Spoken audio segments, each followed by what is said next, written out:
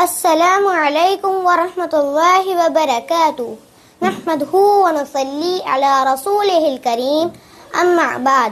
صدر محترم، معزز علماء اکرام اور عزیز ساتھیوں، میری تقریر کا عنوان ہے فضیلت قرآن کریم.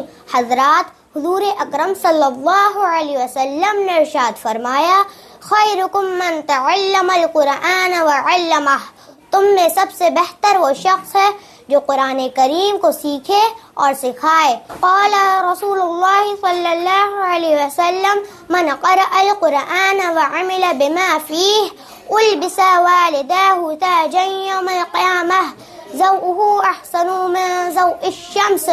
رسول اللہ صلی اللہ علیہ وسلم نے ارشاد فرمایا، جس شخص نے قرآن کریم کو پڑھا اور اس کی تعلیمات پر عمل کیا تو کل قیامت کے دن اس کے والدین کو ایک ایسا تاج پہنایا جائے گا جس کی روشنی سورج کی روشنی سے زیادہ ہوگی.